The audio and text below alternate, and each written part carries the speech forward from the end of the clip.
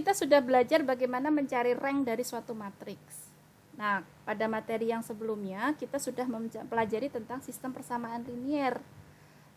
Sistem persamaan linier itu bisa dituliskan ke dalam bentuk perkalian antara matriks A, kemudian vektor X gitu ya, di mana vektor X ini isinya variabel-variabel yang akan kita cari sama dengan C, kayak gitu. Nah, kemudian ketika kita punya suatu sistem persamaan linier seperti ini, kemarin kita menggunakan metode eliminasi Gauss untuk menentukan apakah suatu SPL tersebut memiliki solusi atau tidak. Ketika dia memiliki solusi, solusinya tunggal atau banyak, kayak gitu ya. Nah, sekarang kita akan memperkenalkan bagaimana mengidentifikasi suatu SPL itu solusinya ada atau tidak, ketika ada, banyak atau tunggal, kayak gitu, dengan menggunakan konsep rank. Nah, seperti apa konsep rank tersebut? Kita punya 3 teorema di sini ya, yaitu di sini dituangkan di teorema 3, dia mengatakan tentang eksistensi dan ketunggalan dari suatu solusi sistem persamaan linier.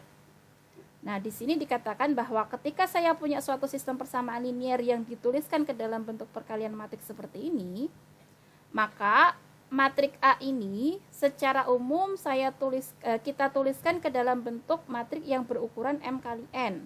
Nanti ada 3 kemungkinan. Yang pertama, kemungkinannya sistem persamaan linier ini tidak punya solusi. Caranya gimana? Ketika ini tidak punya solusi, kita harus menelusur nih rank dari A yang diperluas dengan menambahkan 1 kolom C. Jadi kita membuat augmentasi matriknya. Dari sistem ini tadi kita buat augmentasinya, yaitu saya notasikan seperti ini. Ini matrik augmentasinya. Nah, dari matrik augmentasi ini kita cari ranknya. Kemudian nanti kita juga punya matrik A itu sendiri kan. Nanti kita cari rank dari matrik augmentasinya. Kemudian kita juga cari rank dari matrik A-nya itu sendiri. Kalau dia nilainya tidak sama, maka sistem persamaan linier ini dia tidak punya solusi. Kayak gitu. Namun ketika dia sama dan samanya itu sama dengan N ini ukuran kolom itu tadi, maka ketika seperti ini dia disebut sebagai sistem persamaan linier yang memiliki solusi tunggal. Kayak gitu. Selanjutnya, kemungkinan yang ketiga, dia nilai ranknya sama nih antara rank dari matrik augmentasi dengan rank dari A, yaitu sebesar R. Namun R-nya ini kurang dari ukuran kolomnya. Maka matrik yang seperti ini, sistem persamaan linier yang seperti ini, nanti bisa dikatakan bahwa SPL ini memiliki solusi banyak dengan N-1 parameter yang akan menjadi keluarga solusi, kayak gitu. N-R ya di sini. Jadi ada 3 kemungkinan ini ya. Jadi nanti kalau kita punya suatu sistem persamaan linier, kita buat augmentasi matriknya, kemudian kita hitung ranknya, kemudian kita hitung rank dari matrik A itu sendiri, nilainya seperti apa. Kalau dia tidak sama, maka dia tidak punya solusi. Kalau dia sama dan samanya itu sama dengan ukuran kolomnya tadi, maka dia akan memiliki solusi tunggal. Kemudian ketika dia sama tapi samanya itu kurang dari ukuran kolomnya, maka dia akan memiliki solusi banyak, seperti itu.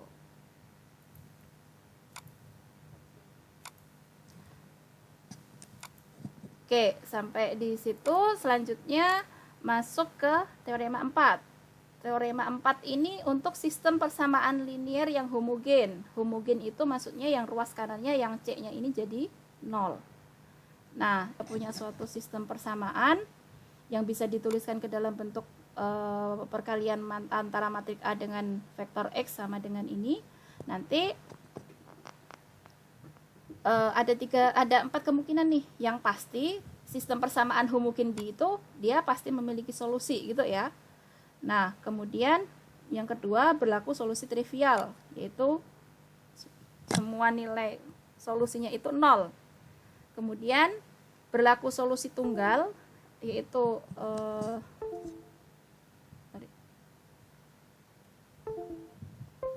Jadi dia berlaku solusi trivial X sama dengan 0, kemudian berlaku solusi tunggal X sama dengan 0. X sama dengan 0 ini X-nya X vektor ya. Jadi jika dan hanya jika rank dari A itu adalah N. N ini apa? N ini adalah ukuran kolom dari matrik A tadi. Kemudian berlaku N-R parameter dari keluarga solusi yang tidak trivial, juga solusinya tunggal jika dan hanya jika RA-nya ini sama dengan R dengan R-nya ini kurang dari N. Gitu. Nah, kemudian teorema yang kelima, sistem persamaan linear homogen dengan A berukuran N kali N. A-nya ini sudah spesifik ya, A-nya berukuran N kali N, artinya matrik persegi. Maka AX ini sama dengan 0, memiliki solusi tidak trivial jika dan hanya jika determinan A-nya ini sama dengan 0. Kayak gitu. Nah, di halaman 18 ini tentang inverse. Inverse ini juga sudah kalian pelajari waktu SMA. Ujung-ujungnya nanti ketika kita belajar tentang inverse itu sebenarnya untuk mengidentifikasi suatu sistem persamaan linear itu dia memiliki solusi atau enggak. Kalau punya solusi, solusinya banyak atau tunggal, kayak gitu lagi ya. Sebenarnya goal kita ke arah sini mengarahnya. Kalau yang sebelumnya tadi kita bisa menggunakan eliminasi Gauss untuk menyelesaikan suatu sistem persamaan linear. Kemudian untuk identifikasinya kita bisa menggunakan identifikasi di sini dia punya solusi atau enggak, itu bisa menggunakan eliminasi Gauss atau dengan menggunakan rank yang tadi. Nah, ketika kita sudah mendapatkan ilmu tentang inverse ini, nanti harapannya kita bisa juga mengidentifikasi SPL itu punya solusi atau enggak, itu menggunakan inverse-nya. Kayak gitu. Nah, selain itu nanti untuk menyelesaikan sistem persamaan linear ini kita juga menggunakan aturan Cramer. Ini juga bisa menggunakan aturan Cramer. Nah, aturan Cramer yang seperti apa nanti akan kita pelajari. Nah, kita berkenalan dulu dengan inverse. Sebenarnya bukan berkenalan ya, sudah kenal, tapi kita akan mengingat kembali inverse itu seperti apa. Nah, sifat perkalian matrik dengan inverse itu kemarin sudah kita kenal, bahwasanya kalau saya punya A inverse dikalikan A itu sama dengan identitas, kayak gitu ya. Nah, tadi kita punya bentuk matrik, bentuk suatu SPL yang secara umum kalau kita tuliskan bisa seperti ini, yaitu AX sama dengan C. Nah, kalau kedua ruas itu saya kalikan dengan A inverse, maka saya akan punya persamaan 5 ini. Nah, dari persamaan 5 ini tadi saya punya A inverse A itu sama dengan identitas, berarti A inverse A ini sama dengan identitas. Kemudian saya kalikan dengan X. Nah, ini tetap A inverse C, kayak gitu.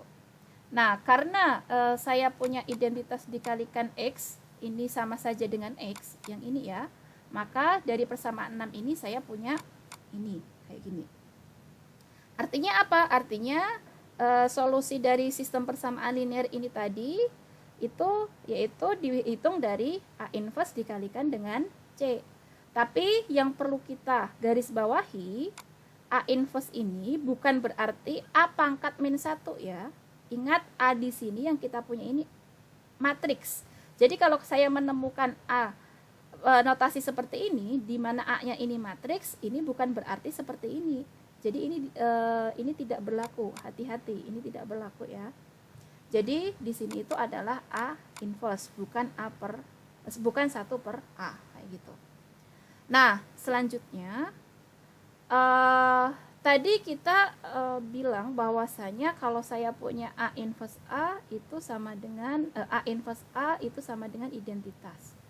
Kemudian dari SPL ini tadi kita punya, setelah kita breakdown, saya menghasilkan bentuk seperti ini. Nah, namun hati-hati ketika kita punya suatu sistem persamaan yang kayak gini. Bukan berarti nanti kalau saya punya, coba perhatikan matrik di sini. Matrik ini, kalau kita perhatikan sistem persamaan linear itu bisa dituliskan ke dalam bentuk matriknya jadi kayak gimana? Yang contoh 5. Contoh 5 kalau kita tuliskan ke dalam bentuk perkalian antara matrik dengan ini, jadinya gimana? Min 1, Min 1, min 2, min 2, Min 1. 1, 1, 1, 0, 0, 1. kayak gini kan, dikalikan dengan X1, C-nya X1, X2, X3. sama dengan berapa ini? 1, 1, 1, 1, gitu 1, kan? 1. Nah, ini matriknya ukurannya berapa ini?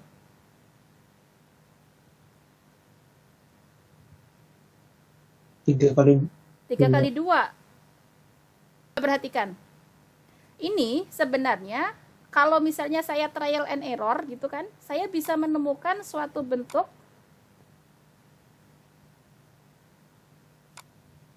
Duh, pensil saya malah nggak keluar.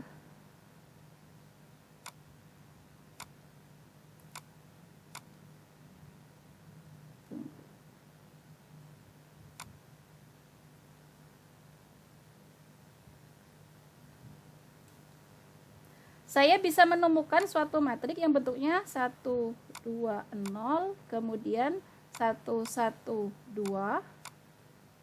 Kayak gini kan? Saya kalikan dengan matrik ini. Min 1, min 2, 1, 1, 0, 1. Kayak gini. Nah, ini kalau saya kalikan, saya ketemu matrik apa?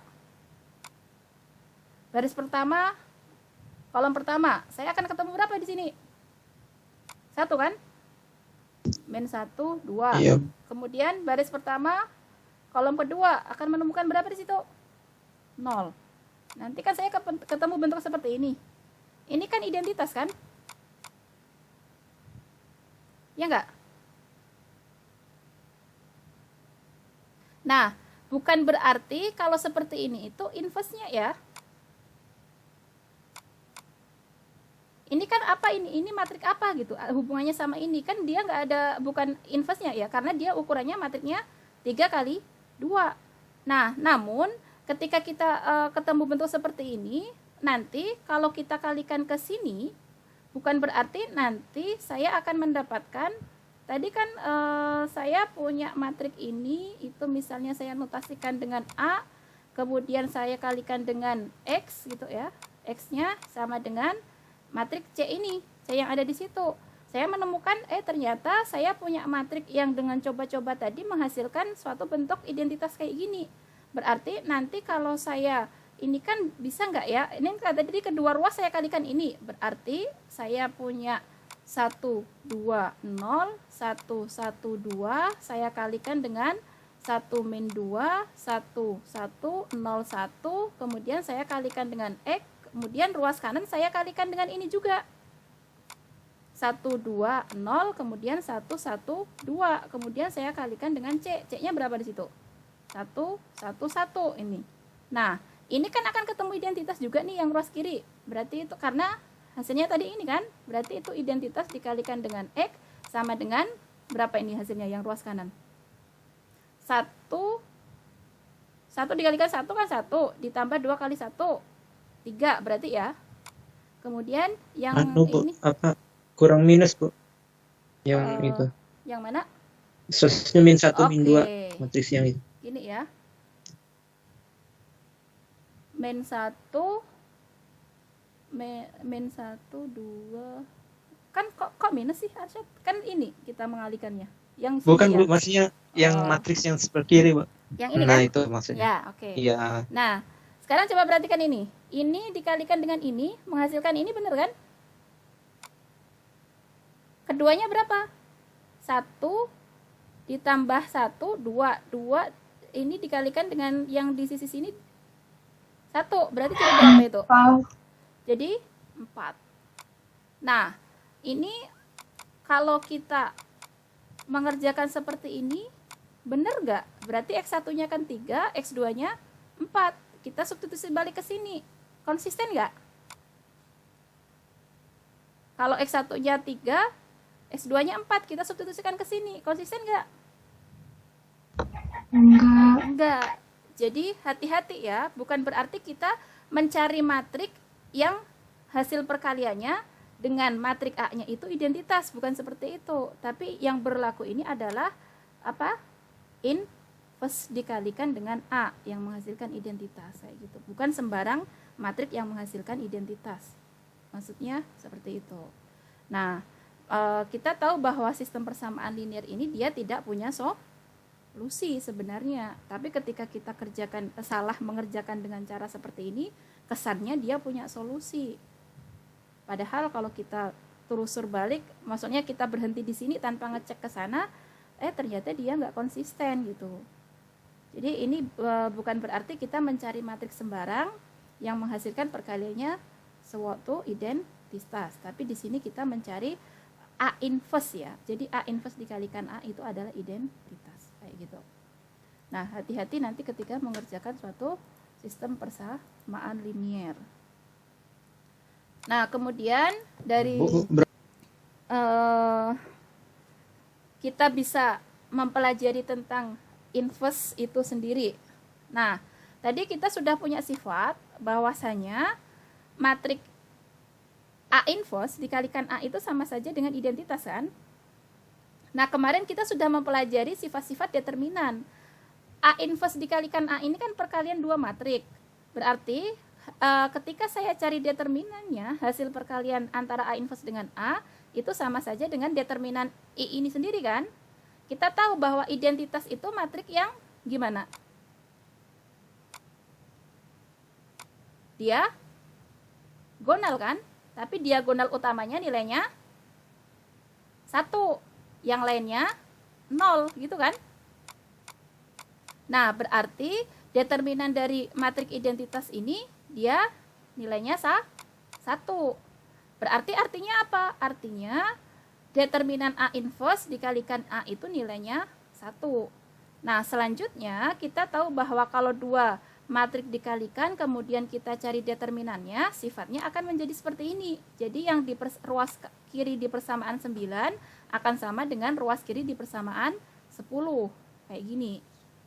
Nah, sekarang ketika matrik A inverse ini ada, coba perhatikan dari persamaan 9 ini. Kalau matrik A inverse-nya ada, berarti determinan A nggak boleh 0 dong. Ya nggak? Kenapa? Karena determinan A dikalikan determinan A inverse kan 1. Berarti ini kan nggak boleh ada yang 0 kan? Masuk nggak logikanya? Nah, maka dari situ determinan A nggak boleh 0.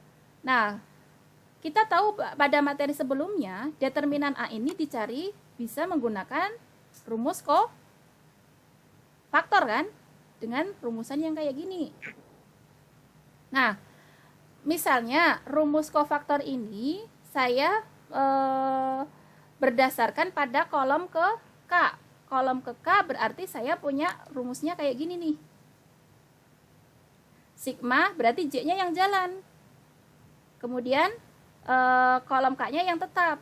Tapi di sini perhatikan, di sini agak saya tulis beda. Kalau di sini AJK, kemudian di sini kofaktornya itu AJI, maka nanti akan punya dua kemungkinan nilai nih. Kalau I-nya ini sama dengan K, maka itu akan balik merupakan rumus dari determinan A itu sendiri tadi. Tapi ketika I-nya ini tidak sama dengan K, maka nanti nilainya akan 0. Seperti itu. Nah, karena tadi determinan A ini tidak 0, maka kedua ruas ini bisa saya bagi dengan determinan A kan? Berarti ruas kiri saya bagi dengan determinan A, kemudian ruas kanan saya bagi dengan determinan A. Nah, kalau saya bagi dengan determinan A, yang ruas kiri jadinya seperti ini. AJI dibagi dengan determinan A dikalikan A kecil JK. Nah, determinan A dibagi dengan determinan A akan bernilai 1. 0 dibagi determinan A akan tetap 0. Kayak gitu. Nah, kemudian dari sini didefinisikan bahwa ini tadi 1, 0, 1 ketika I sama dengan K dan 0 ketika I tidak sama dengan K, ini sebagai konektor delta. Definisinya ini ya. Jadi didefinisikan konektor delta itu adalah seperti ini. Nah, akibatnya nanti saya akan punya sigma yang ini tadi sama dengan delta IK. Delta IK itu adalah ini tadi. Seperti itu. Nah, kemudian di sini dibilang oleh karena delta IK itu sama dengan 1 pada saat I sama dengan K, dan delta IK itu sama dengan 0 pada saat I tidak sama dengan K, maka kita bisa mengatakan bahwa ini itu notasi matrik ya. Matrik yang isinya delta IK ini adalah suatu matrik identitas. Karena apa? Ya karena ini tadi pada saat I sama dengan K kan dia nilainya 1. Selain itu dia nilainya 0. Maka ini adalah matrik identitas. Nah, selanjutnya di sini saya punya AJK nih. Di sini A kecil JK. A kecil JK ini merupakan suatu matrik A tadi. Nah, kemudian dari persamaan 15 ini kita bisa, saya punya matrik AJK, saya punya matrik delta IK. Matrik delta IK itu merupakan matrik identitas. Kemudian matrik AJK ini adalah matrik A tadi. Nah, ini berarti yang persamaan 15 ini bisa kita tuliskan menjadi bentuk seperti ini. Dengan catatan A inverse ini adalah yang ini, bagian ini kita ambil. Nah, kayak gini. Berarti ini kita di sini kita menotasikan yang saya lingkari besar ini adalah matrik alfa IJ. Matrik alfa IJ itu adalah matrik A besar JI dibagi dengan determinan A. Ini adalah matrik A inverse. Nah, dari situlah muncul suatu definisi inverse, itu adalah di persamaan bentar.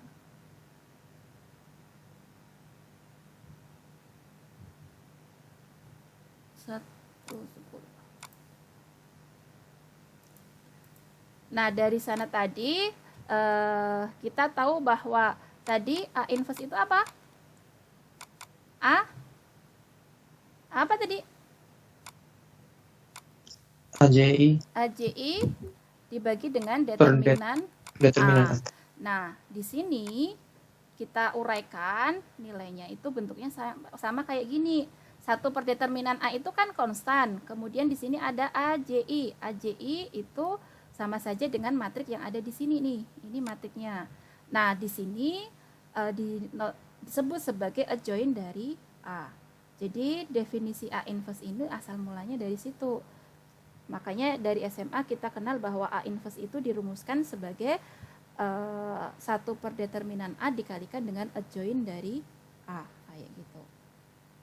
Nah, secara umum dari situ tadi sebenarnya adalah proses mendapatkan definisi dari suatu inverse, yaitu 1 per determinan A dikalikan adjoint A, di mana adjoint A ini kayak gini. Seperti itu ya.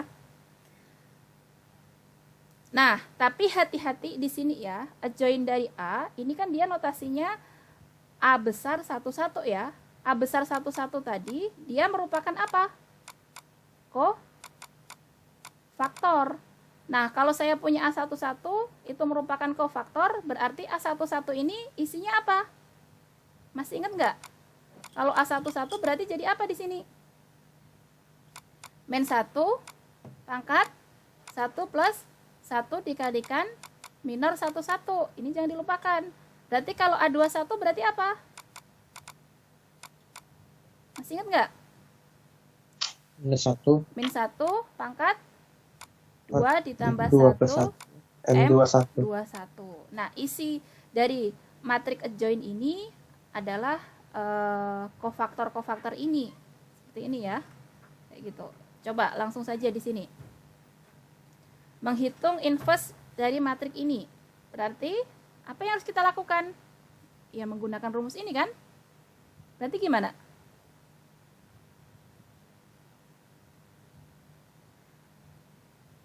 Cari dulu determinannya ya, Bu. Ya, cari dulu determinannya. Mau pakai metode apa? Harus. Langsung aja. Kita kan sebenarnya mau menghitung adjoint juga kan di sini. Mau menghitung adjoint itu membutuhkan kofaktor kan? Iya, Bu. Berarti langsung saja, biar sekali kerja berarti harus gimana menghitungnya? Menggunakan rumus apa? Kofaktor kan? Minor kofaktor kan? Oke, misalnya kita berdasarkan baris pertama. Berarti kita mendasarkan ke baris pertama. Baris pertama kita hitung, berarti nanti yang jalan si kolomnya. Berarti kolom 1 sampai 3. Berarti di sini apa? A 1 K dikalikan A 1 K gitu kan? Masih ingat kan? Berarti ini jadi apa ini? Kalau kita urai, sigma K sama dengan 1 sampai 3. Tulis dulu A1K, kemudian kofaktor A1K itu sendiri rumusnya apa? Min 1 pangkat 1 plus K dikalikan minor 1K. Nah, kemudian ini uraikan, cari determinannya. Berarti itu apa?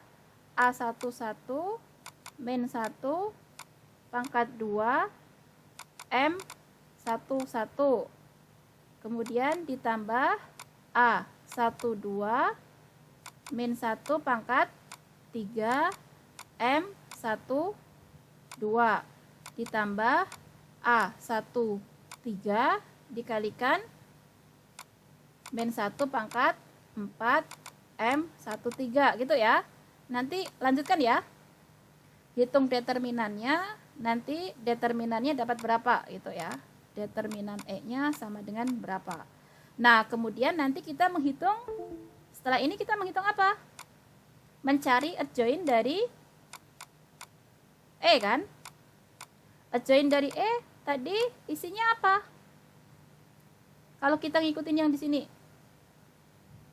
Berarti saya harus mencari A11, A21 dan seterusnya ya. Perhatikan di sini, hati-hati ya.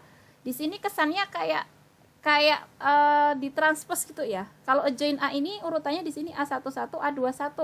Kemudian di sini baru A12, A22 itu ya.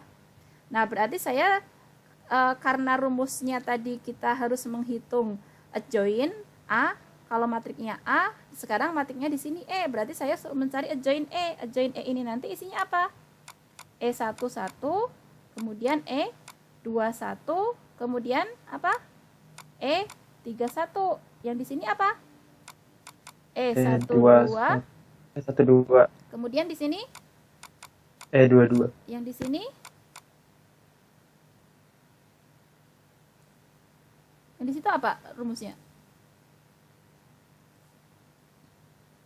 E32. 32.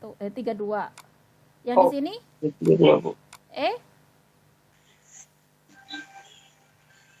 Di sini berapa? 13. 13. Kemudian di sini 23. 23. Yang di sini 33. 33. Nah, ini harus kalian cari. Nah, namun E11 ini tadi apa? Min 1 pangkat 1 plus 1 dikalikan minor 1. Kemudian E21-nya min 1 pangkat 2 ditambah 1 minor 2, 1 dan seterusnya gitu ya. Nanti lanjutkan. Nah, kemudian ketika sudah masuk masing-masing di sini, substitusikan ke sini, nanti akan dapat adjoint dari E, maka nanti E inverse itu akan sama dengan siapa? 1 per determinan E dikalikan dengan adjoint dari E yang tadi harus kalian hitung di sini. Itulah inverse-nya kayak gitu. Nanti selesaikan sendiri ya di sini hitungannya. Oke, sampai di situ ya. Tadi adjoint tadi transpose dulu ya? Enggak sih, sebenarnya kita ngikutin ini aja dulu. Mengikutin ini aja A11, A21. Oh, sama ya, Bu? Kecuali kalau kalian mau Posisinya. bentuknya ya, kalau kalian mau membentuknya matrik adjoint-nya itu awalnya A11, A12, kemudian A13 gitu ya. Misalnya ini A-nya gitu, matrik kofaktornya, maka nanti adjoint-nya ya transpose dari A kayak gitu. Tapi kalau ngikutin rumus ini ya hati-hati aja. Yang perlu saya perhatikan tadi kan di sini ini. Kalau di sini itu A11, ini A21. Kayak gitu. Seperti itu, Arsyad. Ya, Bu. Ya. Oke, Bu, ya, Bu. silakan. Itu kan setelah kita mendapatkan E11 itu dimasukkan ke dalam itu lagi, Bu, ke Ya, dalam kofaktornya masukkan lagi. ke adjoin ini. Jadi nanti dapat E11, misalnya ini nanti berapa ya? A gitu ya, A kecil, di sini B kecil. Kemudian seterusnya nanti ketika kita dapat nilai-nilai ini kita masukkan ke adjoin. Adjoin ya tentunya bersesuaian. E11 tadi nilainya A, oh E11 posisinya di sini, ya berarti di sini akan sama dengan A. Kemudian E21 tadi B, oh berarti di sini B, kayak gitu. Dan seterusnya gitu. Nah, nanti ketika sudah dapat ini, nanti kita kalikan dengan 1 per determinan E, itulah yang disebut sebagai inverse-nya. Kayak gitu. Itu nanti berarti adjoinnya ada 9 buah, Bu, ya, yang dijumlahkan. Ada? Ada 9, Bu, ya, adjoinnya. Berarti. Kan 9. nyampe E33. Kan dia matrik. Iya, Bu, berarti sampai 33, Bu. Kan dia bentuknya elemen kan, ini nanti E11, iya ada 9. 1, 2, 3, 4, Iya, 5, itu 6, masih. 7, 8, 9. Oke, Ada Bu. 9 yang harus dihitung. Tapi nanti masing-masing Ya, itu siap. akan masuk ke sini jadi satu matrik.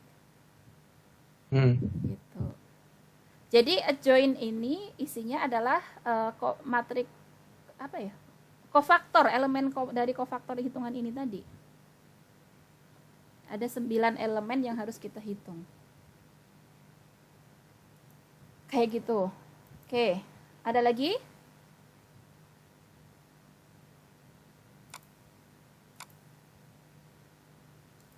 Masih banyak ya ternyata. Waktunya udah mau habis. Nah, selanjutnya masuk ke sifat-sifat inverse matrik.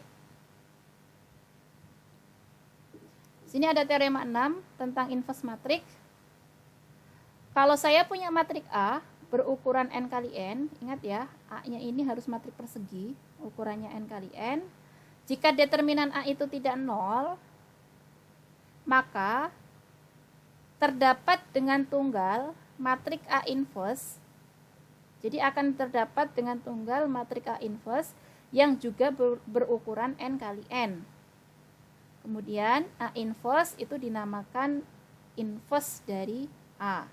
Sehingga nanti akan memiliki sifat yang tadi sudah kita bahas, yaitu A inverse dikalikan A itu sama dengan A dikalikan dengan A inverse, itu akan sama dengan identitas. Nah, selanjutnya yang tadi uraian panjang yang tadi kita bahas, A itu dikatakan memiliki inverse dan nilai inverse-nya ini adalah seperti ini.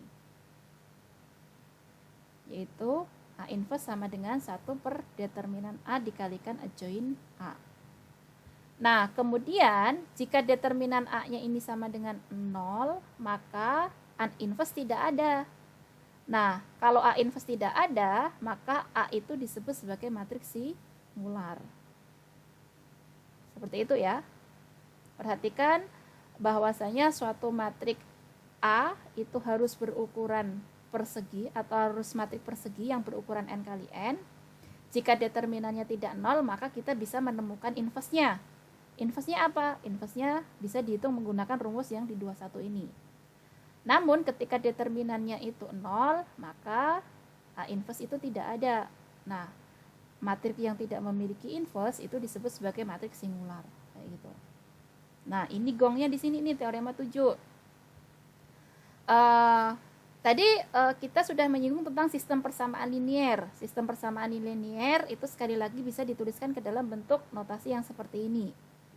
Nah, ketika sistem persamaan linier yang bisa kita tuliskan ke dalam bentuk seperti ini membentuk A, di mana A ini adalah matrik persegi dan determinan A-nya ini tidak 0, maka bisa kita simpulkan bahwa sistem persamaan linier tersebut memiliki solusi tunggal.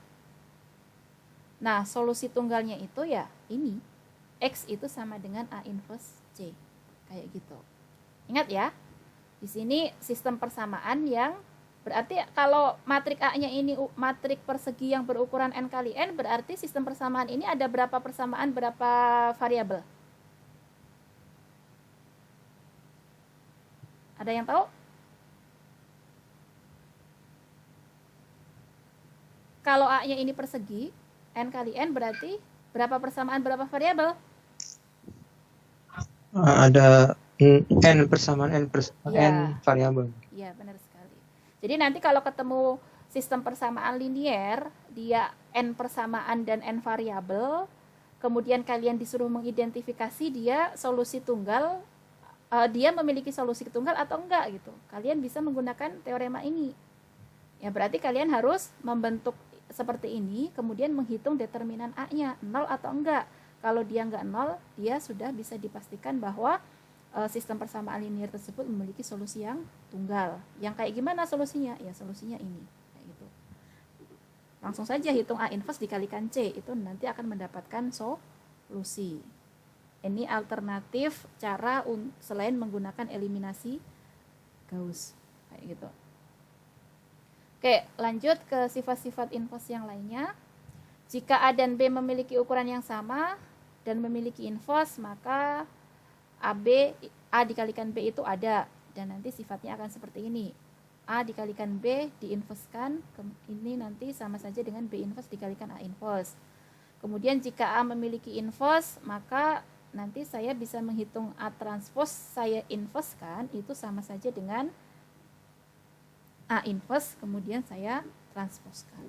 Kayak gitu. Kemudian ada sifat determinan dari A inverse itu sama saja dengan 1 per determinan A. Kemudian jika A memiliki inverse, maka A inverse, kemudian saya inversekan lagi hasilnya, maka akan balik ke A itu sendiri.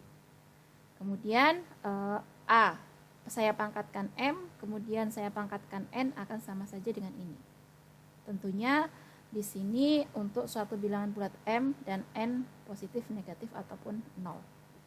Nah, kemudian jika saya punya jika A itu memiliki inverse, maka nanti kalau saya punya B sama dengan C, maka kalau kedua sisi dari B sama C, tentunya harus ini ya, ini dari kanan saya kalikan A, kemudian C juga saya kalikan A, tapi posisinya harus sesuai kayak gini ya. Maka B sama dengan C itu akan sama saja dengan AB sama dengan AC. Kemudian kalau B sama dengan C, maka BA akan sama dengan CA, dan seterusnya ini. Ketika B-nya sama dengan 0, maka A dikalikan B akan sama dengan 0. Dan ketika B-nya 0, maka B dikalikan A juga akan sama dengan 0. Itu adalah sifat-sifat inverse. Oke, seperti itu. Ada yang mau ditanyakan sampai sini?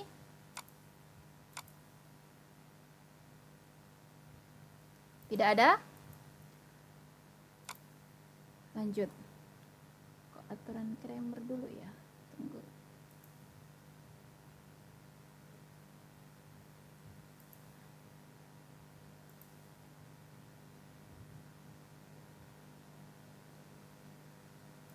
Ya, aturan Kramer. Sudah ada yang pernah ketemu materi ini? Aturan Kramer? Tadi di awal kita Pas SMA, Bu. Oh, SMA sudah ya? Berarti ini mengingat-ingat aja. Tadi kalau saya punya SPL, sejauh ini yang bisa kita lakukan mencarinya dengan menggunakan apa? Eliminasi Gauss kan? Atau Gauss Jordan. Kemudian tadi kita bisa SPL-nya ini bentuknya saya ini, AX sama dengan C. Nah, ketika A-nya berukuran N kali N, maka tadi kita harus identifikasi apa? Determinan A. Kalau determinannya A-nya ini tidak 0, maka nanti kita bisa mencari solusi tunggal. Yaitu solusinya ini nanti apa? X sama dengan A inverse dikalikan C, gitu kan ya? Tadi.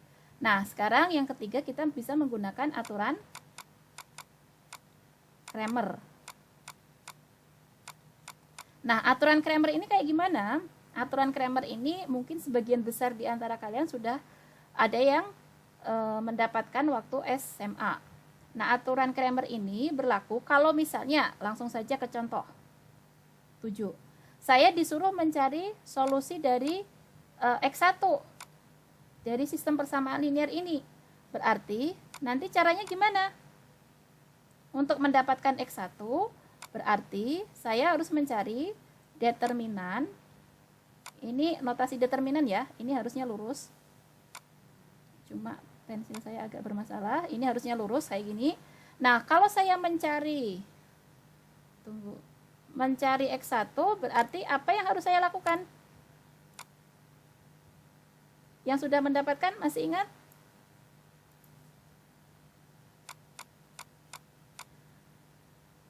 Kalau mencari X1 berarti saya harus ngapain?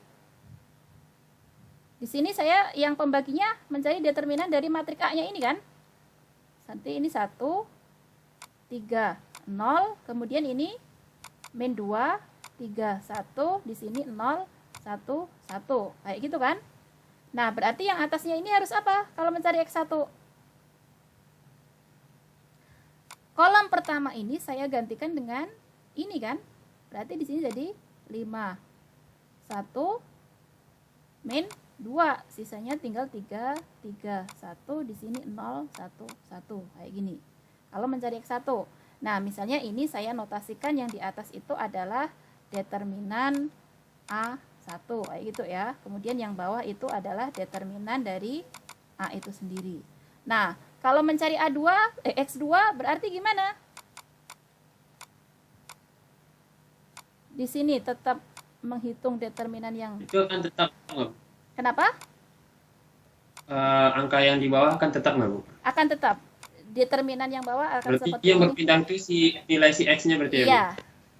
Berarti kalau X2 berarti gimana? Saya mencari apa ini?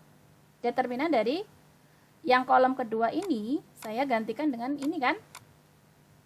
Kolom lainnya tetap berarti apa? Kolom 1 dan kolom 3 kan tetap berarti 1 min 2 0, di sini 0 1 1, tapi kolom kedua kita ganti dengan itu, yaitu 5 1 min 2. Nah, ini sama saja saya notasikan dengan determinan A2 dibagi dengan determinan A kayak gitu. Kalau X3 berarti gimana? Bawahnya tetap ya. Determinan dari 1 3 0, di sini min 2 3 1, ini 0 1 1 kayak gini. Kemudian yang di sini berarti kolom berapa yang kita ganti? 3. 3. Berarti di sini jadi apa? 1 min 2 0, 3 3 1, di sini 5 1 min 2. Nah, ini saya notasikan X3 itu adalah determinan A3 dibagi dengan determinan A. Kayak gitu. Nah, ini adalah alternatif lain untuk mencari suatu sistem persamaan linear. Ya, tentunya ini nanti harus diselesaikan ya. Masing-masing determinan ini kalian hitung, nanti akan mendapatkan X1, X2, dan X3. Nah, menghitung determinannya pakai metode apa? Itu terserah kalian, karena kalian sudah mendapatkan banyak versi cara menghitung determinan. Kayak gitu. Oke, sampai sini ada yang mau ditanyakan tentang Cramer?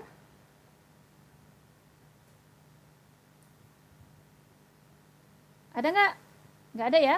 Bu, kalau misal kita mau flashback ke materi sebelumnya yang tentang solusi-solusi pesan itu bisa kita pakai aturan Cramer, Bu? Boleh, Bu, maksudnya? Boleh aja. Gini, Boleh, Bu. Ya? kata Oke. kuncinya asalkan apa namanya? Soalnya nggak diminta spesifik ya menggunakan apa. Sama perhatikan di sini, kalau aturan Cramer kan dia menggunakan apa? Determinan. Determinan itu bisa dihitung ketika matriksnya apa? Persegi. Persegi. Nah, kalau nggak persegi ya kita nggak bisa menggunakan ini. Kayak gitu. Intinya Oke, harus jeli siap. dengan berbagai macam konsep yang ada. Itu saya bisa menggunakan alat ini itu saya bisa terapkan nggak gitu, berlaku nggak aturan mainnya kayak gitu. Jadi jangan sampai misalnya kita mau memotong rumput tapi menggunakan gunting rambut, itu nggak masuk gitu maksudnya Arsyad. Jadi harus tahu situasinya, saya menghadapi apa ini, senjata yang saya pakai itu ada berbagai macam ini, dengan masalah yang saya hadapi ini saya bisa pakai senjata yang mana, itu harus pintar-pintar memilihnya kayak gitu Oke, Bu, siap, Bu. ya. Ada lagi? Cukup ya untuk aturan Cramer seperti itu. Nah, kemudian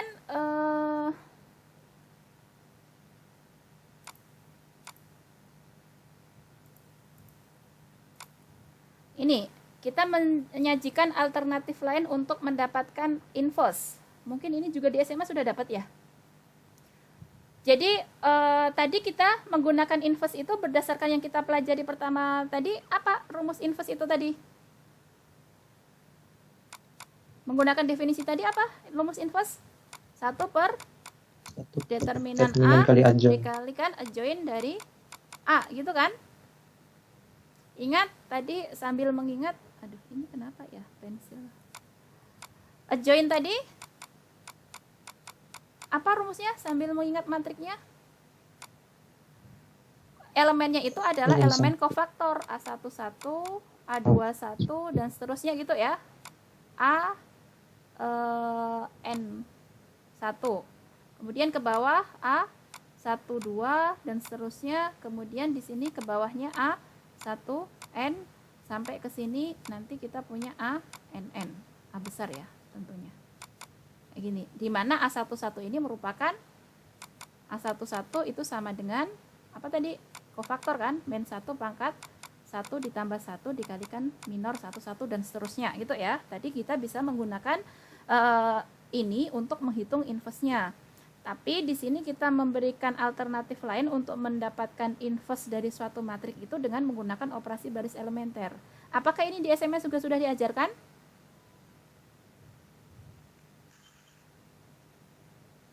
Sudah ya? Belum? Kalau saya Sepertinya belum, Bu. Belum ya? Oke. Jadi, kita bisa mendapatkan suatu inverse dari suatu matriks itu bisa menggunakan operasi baris elementer. Caranya gimana?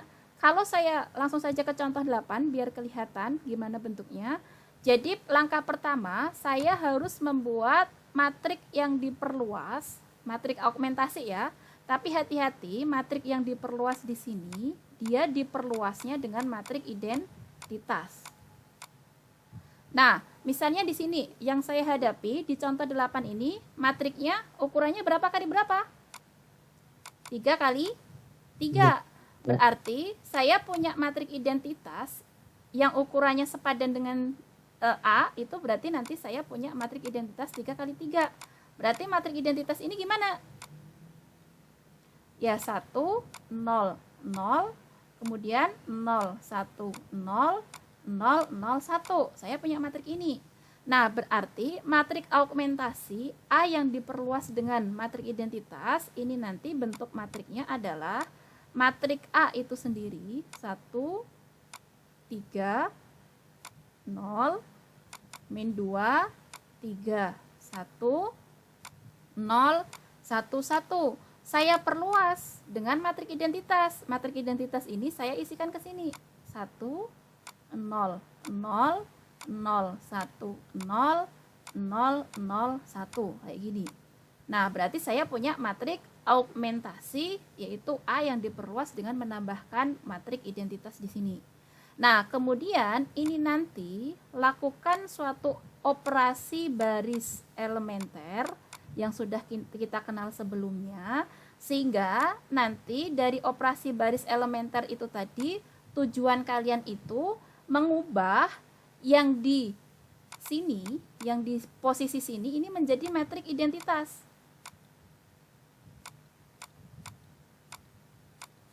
Ini nanti akan mendapatkan matrik baru kan tentunya. Misalnya saya notasikan A, B, C, D, E, F, G, H, I kayak gini.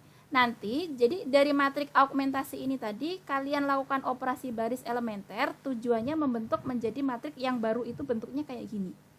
Nah, ketika sudah ke bentuk yang seperti ini kan identitas. Nanti matrik hasil yang ada di sini ini nanti akan menjadi inverse-nya. Kayak gitu.